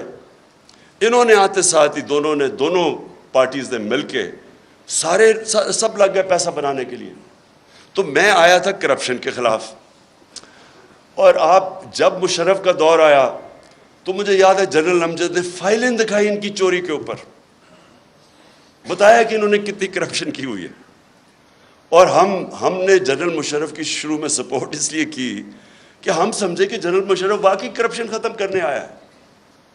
وہ بعد میں پتہ چلا کہ وہ کرپشن کے نام پہ ہم سارے اس کی سپورٹ وہ بھی پاور کے لیے آیا تھا, اور انہی لوگوں کو پھر NRO دے دیا اس نے, جبکہ کسی کی رائٹ نہیں ہے کہ آپ پبلک کا پیسہ چوری ہو وہ معاف کر دیں. کرپشن کا مطلب ہوتا ہے پبلک کا پیسہ چوری کا مطلب ہوتا ہے میرا کوئی چوری کرے.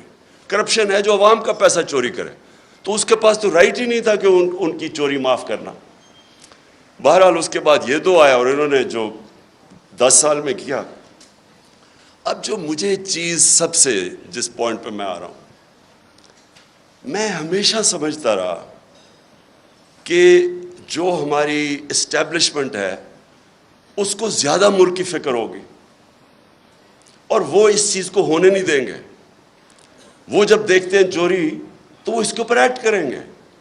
کیونکہ مجھے تھرو آؤٹ جب میں یہ سٹرگل کر رہا تھا تو مجھے اسٹیبلشمنٹ کی طرف سے کئی دفعہ مجھے ISI نے مجھے بتاتے تھے ان کی چوری کے, یہ جی فلانے انہوں نے اتنی چوری کی. یہ بھی جو دور تھا ان کا 2008 سے لے کے, تب بھی مجھے وہ مٹیریل جی اسے اتنا چوری کر لیا, وہ چائنا جا کے تو اتنی کک بیکس لے لی. یہ مجھے بتایا کرتے تھے کہ وہ جی اس کا حمزہ یہ سلمان شہباز یہ وہ چائنا پہنچا تھا کک بیکس لینے کے لیے کانٹریکٹس کے اوپر. یہ ساری ان سے مجھے انفارمیشن آئی تھی. اور جب میں پھر پرائم منسٹر بنا تو سارے کیسز سب کو پتا تھا کہ ان کے کیسز کون سے ہیں, اور بدقسمتی سے جو نیب تھی وہ ہمارے کنٹرول میں نہیں تھی. تو مجھے تب بھی سمجھنا ہے کہ کیسز سارے میچور ہیں, کیوں نہیں پکڑے جا رہے ہیں. تو بعد میں پتہ چلا کسی کا شفقت کا ہاتھ تھا, وہ کبھی ایکسیلیٹر دبا دیتے تھے پھر کبھی واپس آ جاتا تھا. ہم جناب دیکھ رہے ہیں تماشا, گالیاں ہمیں پڑ رہی ہیں کہ جی آپ نے وہ کسی کو نیب میں لے کے جاتے تھے تو مجھے گالیاں نکال کے اندر جاتے ہوئے بھی باہر نکلتے ہوئے بھی. لیکن ہمارا ہاتھ میں, میرے ہاتھ میں نیب کدھر تھی. میں تو کہا اگر میرے ہاتھ میں نیب ہوتی تو یہ بڑے آرام سے کم از کم 15-20 لوگوں سے ہم اربوں روپیہ نکال لیتے ان کو جیلوں میں ڈال کے. اچھا اب جناب یہ اپریل میں جو ہوا, میں جو میرے ذہن میں جو شوق ہے, چلیں ہم یہ نہیں کسی کو اکیوز کرتے کہ وہ ایک سازش کا حصہ تھی, لیکن میں یہ سوال پوچھتا ہوں اسٹیبلشمنٹ سے کہ آپ نے ان لوگوں کو کیسے ہمارے ملک کے اوپر مسلط ہونے دیا جبکہ آپ خود ہی بتاتے تھے کہ ان کی کتنی چوری ہے. اس کا تو یہ مطلب کہ چوری آپ کے لیے بری چیز نہیں ہے.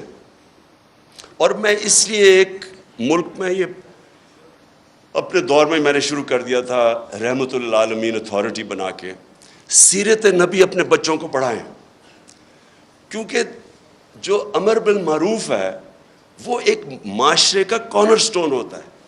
ایک معاشرہ جب اچھائی کے ساتھ کھڑا ہوتا ہے اور برائی کے خلاف کھڑا ہوتا ہے تو معاشرہ فائٹ کرتا ہے برائی, کرپشن کو معاشرہ فائٹ کرتا ہے. لیکن جب آپ برائی کو برائی نہ سمجھیں, کرپشن بری چیز ہی نہیں ہے, چوری بری چیز نہیں ہے, تو محنت کون کرے گا آپ کے معاشرے میں؟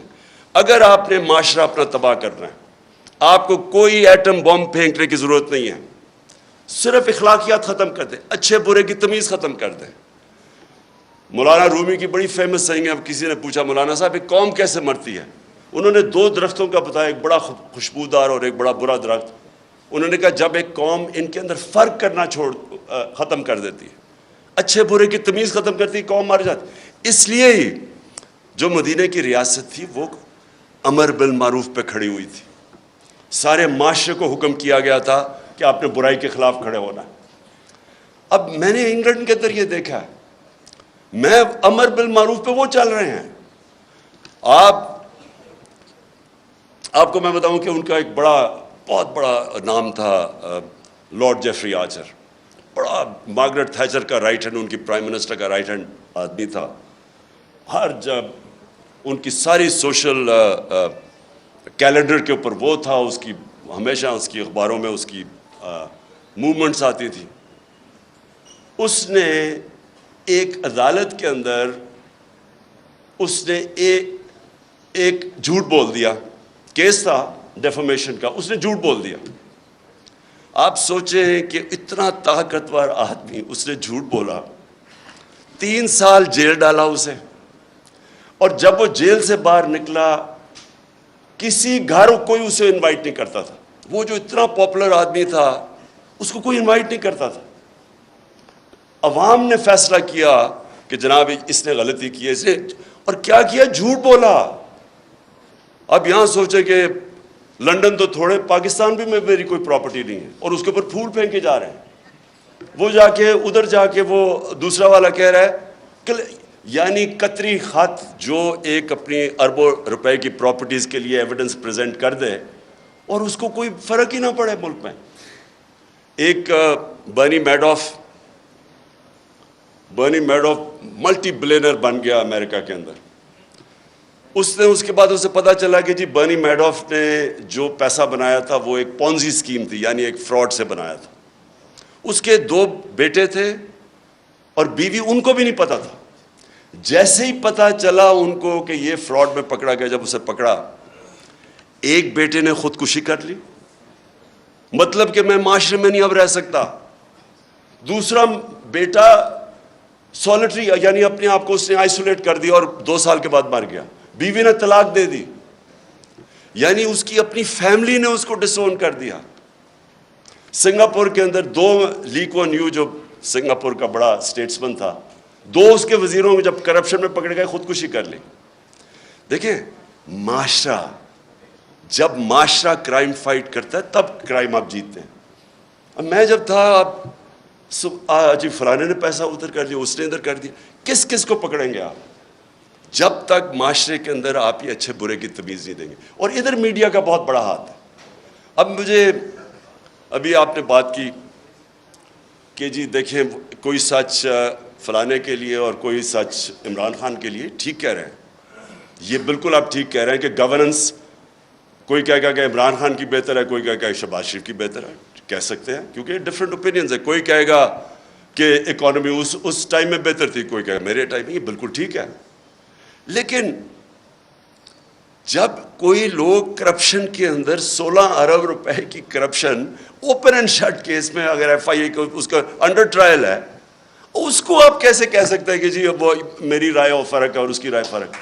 وہ تو اس کا مطلب کہ جب اب نواز شریف جھوٹ بول کے 4 ارب روپے کی پراپرٹیز ہیں لنڈن کے اندر جدھر ہی ہیں, اس کے بیٹے نے ایڈمٹ کیا کہ یہ بینیفیشری اونر ان پراپرٹیز کی مریم نواز ہے. مریم نواز جب چھوٹی تھی, جب پراپرٹیز نہیں, اس کا مطلب نواز شریف کا پیسہ ہے. کیا وجہ ہے کہ آج تک اس کو کئی لوگ لیڈر مانتے ہیں, بلکہ اسکیم پوری ایک کوشش ہو رہی ہے کہ اس کو پاکستان کے اندر ابھی پھر کہ عمران خان کو بھی ڈسکوالیفائی کرو اور پھر کہیں جی اچھا دونوں کو ہم الیکشن لڑنے کی اجازت دے دیتے ہیں. یعنی مجھے اور اس کو ایک ہی جگہ پہ کھڑا کر دیا. اتنے بڑے لٹیرے کو کہ یہ کہہ رہے ہیں کہ جناب عمران خان وہ کیونکہ پتہ نہیں وہ اس کیس کے اندر الیکشن کمیشن. دیکھیں یہ ہمارا سب سے بڑا چیلنج ہے, اور ادھر میڈیا کا بہت بڑا رول ہے, بیکاز میڈیا عوام کے اوپینین کو شیپ کرتا ہے.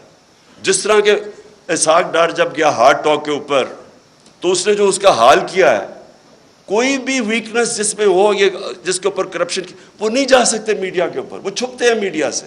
یا ہر روز شام کو جن کے اوپر اربوں روپے کرپشن کے کیسز ہیں وہ جا کے بٹھا دیتے ہیں, ایک بیچارہ پی ٹی آئی کا معصوم سا ہے وہ بٹھا دیتے ہیں ساتھ, وہ پنچنگ چل رہی ہوتی ہے, تم چور ہو تم چور ہو.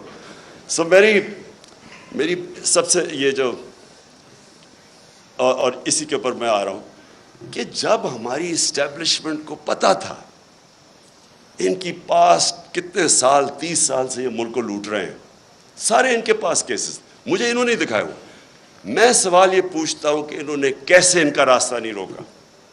اگر ملک کی فکر ہے تو کیسے آپ ان کو اجازت دے دیتے ہیں؟ ایک تو ہمیں پتہ ہے کہ امریکہ کا انٹرسٹ, امریکہ کی جو پالیسی ہے وہ اپنے انٹرسٹ پروٹیکٹ کرتے ہیں. ان کا ہے کہ جی وہ پاکستان ہمیشہ ایک ٹیلی فون کرو تو جو کام کروانا چاہے یہاں سے کرنے کے لیے تیار ہیں. اس کا یہ نہیں مطلب کہ اگر آج میں کہتا ہوں کہ بیسز نہیں دے رہے یا میں کہتا ہوں میں نے روس یہ نہیں کہ میں اینٹی امریکن ہوں. میں ان کا اپنا انٹرسٹ ہے, ہمارا کام ہے اپنے لوگوں کے انٹرسٹ پروٹیکٹ کرنا, یہ اینٹی نہیں ہے. لیکن ان کو اتنی عادت پڑی ہوئی ہے یہاں کہ یہ ہاتھ باندھ کے سامنے کھڑے ہو جاتے ہیں. تو یہ مجھے ایشو ہے کہ کیسے ایک باہر سے, ہمیں پتہ ہے ڈونلڈ لو وہ تو سب کے پاس اس کا جو سائفر تھا وہ تو سب کے پاس ہے, وہ تو آرمی چیف کے پاس بھی گیا تھا, پریزیڈنٹ پاکستان کے پاس بھی گیا, میرے پاس آیا, فورن آفس کے پاس, تو وہ تو ہمارے پاس پتہ تھا کہ وہ ایک انڈر سیکرٹری کہتا ہے کہ عمران خان کو اگر نہیں ہٹاؤ گے تو کانسیکوینسز ہوں گے پاکستان کے لیے. لیکن میں حیران ہوں کہ جب یہ بھی پتہ تھا کہ باہر سے سازش ہے, یہ بھی پتہ تھا کہ ہمارے لوگوں کو پیسے دے کے خریدا جا رہا ہے, اور یہ بھی پتہ تھا کہ چور ریپلیس کرنے والے ہیں جن کے اوپر کرپشن آپ کے دور میں کیسز بنے ہوئے ہیں, پھر کیسے ان کو اس ملک پہ مسلط ہونے دیا؟ کیونکہ اسٹیبلشمنٹ کے پاس پاور ہے, ان کے پاس اس وقت سب سے زیادہ پاور ہے, تو پاور کے ساتھ ذمہ داری آتی ہے. یہ نہیں ہو سکتا کہ پاور آپ کے پاس ہے اور ذمہ داری کسی اور کے پاس ہے. اتھارٹی اور پاور ساتھ ساتھ جاتے ہیں. جب یہ اوپر آئے ہیں تو آپ جتنا مرضی کہیں ہم نیوٹرل ہیں, جو مرضی آپ کہیں ہم نیوٹرل ہیں, تاریخ کے اندر لوگ آپ کو بلیم کریں گے یہ جو ملک کے ساتھ کیا ہے. یہ جو اوپر آ کے اوپر بیٹھے ہیں, تاریخ لکھی جا رہی ہے پاکستان کی کہ کیسے آپ نے ان لوگوں کو ہمارے پر مسلط ہونے, اور جو 4 مہینے میں ہوا ہے پاکستان کے ساتھ, ان 4 مہینے میں جو مہنگائی کے اوپر سپوزٹلی آئے تھے اور آج جو مہنگائی ہے. اور میں آخر میں اب بات کرتا ہوں, اب کوشش کیا کی جا رہی ہے؟ پہلے ان چوروں کو مسلط ہونے دیا, ان کی کوشش یہ تھی کہ اچھا جی وہ ہٹائیں گے, جب یہاں تو گورنمنٹ جب ہٹتی ہے لوگ مٹھائیاں بانٹتے, وہ نہیں ہوا, پبلک نکلا ہی سڑکوں پہ, کبھی پاکستان میں اس طرح پبلک نہیں نکلی. اور اس کے بعد جو 17 جولائی کا بائی الیکشن ہوا وہ ایک اور شوق مل گیا, جب الیکشن کمیشن بھی ملی, انتظامیہ بھی, یہاں بڑا مشکل ہے, یہ تو ایکسپرٹس ہیں دھاندلی کے, تو ادھر بھی جیت گئی تحریک انصاف.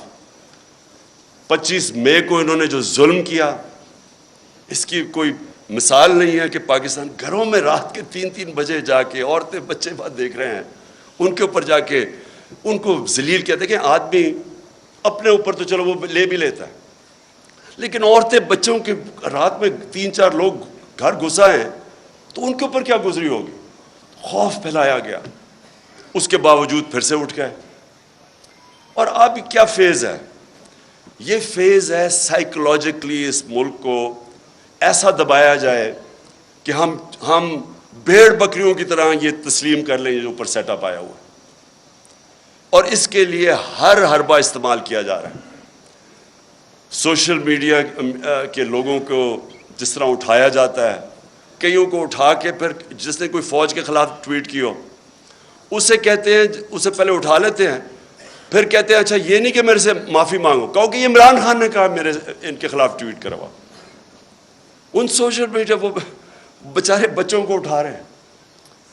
یہاں میڈیا یہ سامنے میرے بیٹھے ہوئے ہیں, میں نے دیکھا کہ اعظم امیر نے بڑی کیئرفلی ایسے ورڈنگ کی کہ انشاءاللہ کپڑے اب نہیں پھٹیں گے اس باری.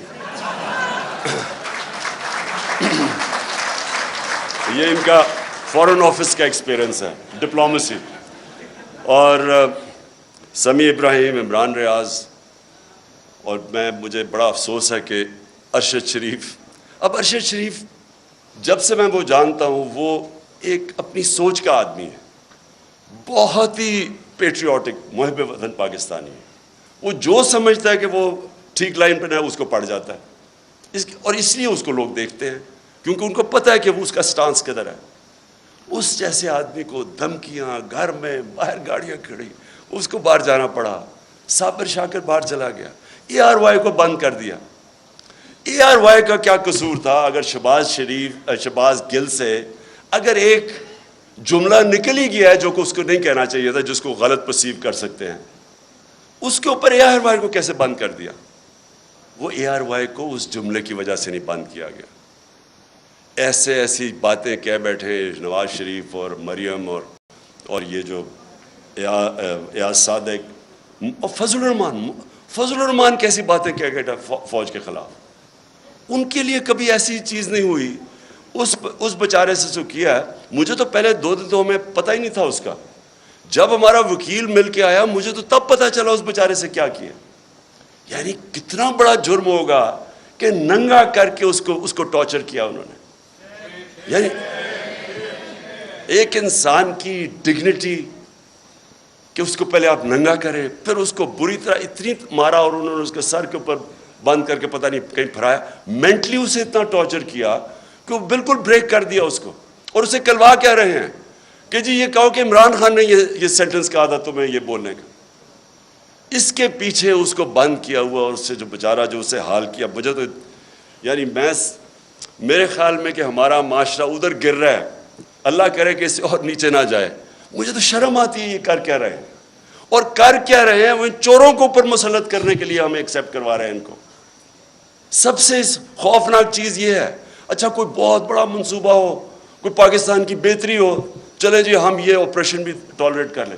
یہ چور جو 30 سال سے ملک کو پیسہ چوری کر رہے ہیں, 26 سال میں ان کے اگینسٹ جہاد کر رہا ہوں, ان کو ایکسیپٹ کروانے کے لیے میڈیا کا منہ بند, خوف پھیلا رہے ہیں, لوگوں کو ڈرا رہے ہیں, اور پھر آگے پلاننگ کر رہے ہیں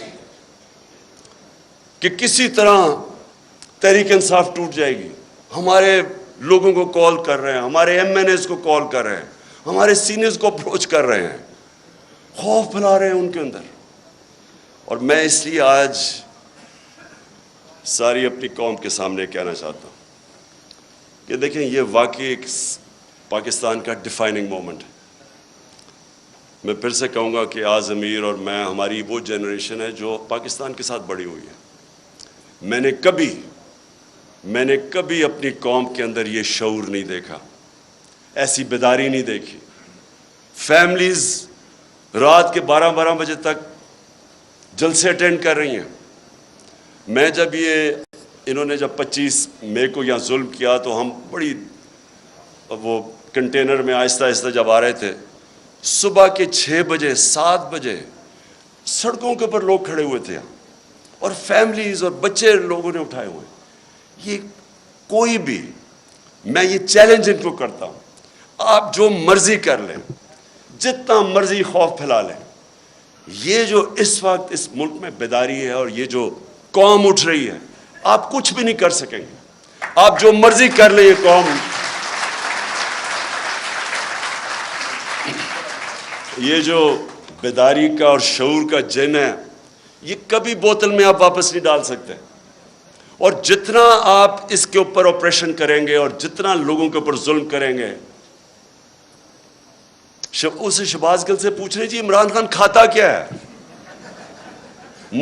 پہلے تو اسے کہہ رہے ہیں کہ عمران خان کے خلاف سٹیٹمنٹ دو, پھر کہتے کھاتا کیا ہے. میں آپ سب کو بتانا چاہتا ہوں کہ یہ ایسے نہیں وہ پوچھ رہے کھاتا کیا ہے کہ ان کو میری ڈائٹ کی اتنی فکر نہیں ہے. 4 شہباز شریف کے جو گواہ تھے FIA کے 16 ارب کے کرپشن کیس کے اندر, 4 گواہ 2 مہینے کے اندر ہارٹ اٹیک سے مرے ہیں. ان کو کھانے کا ہی پتا تھا کہ وہ کھاتے کیا ہیں. اس کا جو انویسٹیگیٹر تھا ڈاکٹر رضوان FIA کا, وہ ہارٹ اٹیک سے مرا. جو دوسرا انویسٹیگیٹر تھا اس کو ہارٹ اٹیک ہوا لیکن بچ گیا. اور یہ کھاتے کیا ہیں پتہ ہوتا ہے تو یہ پھر ان کو ان کو آگے پھر کیسے ان کو ٹھکانے لگاتے ہیں. تو میں یہ آخر میں اپنے نیوٹرلز کو پیغام دینا چاہتا ہوں. کیا آپ کو فکر ہے اس قوم کی؟ بالکل یاز امیر نے ٹھیک بات کی. آپ کو پتہ ہے ملک کدھر جا رہا ہے؟ کیا کسی ملک کی جو معیشت کا اس وقت حال ہے، کیا جب تک پولیٹیکل سٹیبلٹی نہیں آتی معیشت ریکور کر سکتی ہے؟ معیشت کیسے آپ کی ٹھیک ہوگی جب ایک ملک میں کسی کو واقعی نہیں پتا، مجھے نہیں پتا، کسی کو نہیں پتا کہ 1 مہینے 2 مہینے 3 مہینے میں کیا ہوگا. میں نے اگر آج معیشت اس طرح اوپر جاتی ہے، دولت میں اضافہ تب ہوتا ہے جب ملک میں انویسٹمنٹ ہوتی ہے، نوکریاں ملتی ہیں، ویلتھ کریشن ہوتی ہے. تو جو بھی انویسٹمنٹ کرتا ہے وہ پہلے دیکھتا ہے کہ آج اگر میں پیسہ انویسٹ کروں گا تو 3-6 مہینے 1 سال کے بعد اس کو سرٹنٹی چاہیے ہوتی ہے، اس کو سٹیبلٹی چاہیے ہوتی ہے اگر پیسہ اس نے انویسٹ کر رہا ہے. آج کون انویسٹ کرے گا؟ اور یہ اگر یہی آپ کا خیال ہے کہ بہت بڑی اچیومنٹ ہو گئی کہ جی وہ ابھی سعودی عربیہ سے پیسہ آ جائے گا اور ادھر سے آ جائے گا پیسہ UAE سے یا چائنا نے، اس سے تو یہ تو کینسر کا علاج ڈسپلن سے کر رہے ہیں آپ. اگر ویلتھ کریشن ہی نہیں ہو رہی اور آپ قرضے لیتے جا رہے ہیں تو قرضے تو واپس کرنے ہیں آپ نے، تو ڈیٹ سروسنگ تو بڑھتی جا رہی ہے. ہم جب پہلا سال تھا تو جتنا ہم نے ٹیکس اکٹھا کیا آدھا ٹیکس چلا گیا ڈیٹ سروس، قرضوں پہ سود دینے پہ، تو سارے ملک کے لیے آدھا ٹیکس رہ گیا. سو اس لیے یہ کوئی حل ہے کہ آپ سمجھیں کہ تھوڑے قرضے آ گئے تو چلو تھوڑا اور ملک آگے چل جائے گا؟ حل اس کا یہ ہے پولیٹیکل سٹیبلٹی میں، اور پولیٹیکل سٹیبلٹی صرف آئے گی فری اینڈ فیئر الیکشن سے. اس کے علاوہ صاف اور شفاف، میں آج چیلنج کرتا ہوں، صاف اور شفاف الیکشن کے علاوہ مجھے کوئی بتا دے کہ پاکستان میں سٹیبلٹی کیسے آئے گی. اور پولیٹیکل سٹیبلٹی نہیں آئے گی، اکنامک سٹیبلٹی نہیں آئے گی، اور اکنامک سٹیبلٹی نہیں آئے گی تو یہ ملک تو نیچے جا رہا ہے، قرضے چڑھتے جا رہے ہیں، حل تو کسی کے پاس ہے ہی نہیں. اس لیے میں اپنے نیوٹرل سے آخر میں یہ کہتا ہوں کہ ابھی بھی وقت ہے، ابھی بھی ٹائم ہے، اپنی پالیسیز ریویو کریں. بند کمروں میں کئی دفعہ فیصلے ہوتے ہیں، وہ فیصلے اچھے نہیں ہوتے. آپ کو ریویو کرنے چاہیے اور سوچنا چاہیے کہ ہم نے یہ ملک 22 کروڑ کے لوگ ہیں، ینگ پاپولیشن ہے، 60% آبادی ہماری 30 سال کی عمر سے کم ہے، ان کو نوکریاں چاہیے. اور اگر اس وقت صحیح فیصلے نہیں ہوں گے اور یہ کمپاؤنڈ فیلئر کیا جائے گا کہ انہی لوگوں کے اوپر کوشش کریں گے کہ سختی کر کے آپریشن کر کے کہیں ہم ان چوروں کو ایکسیپٹ کر جائیں. میں اپنی طرف سے تو کہنا چاہتا ہوں ان کے نیچے، میں اگر مجھے کوئی کہنا کہ ان کے نیچے میں نے اب اپنی زندگی گزارنی ہے، میں سمجھوں گا کہ مجھے موت اس سے زیادہ بہتر ہے بجائے ان چوروں کے نیچے میں اپنی زندگی گزاروں. شکریہ.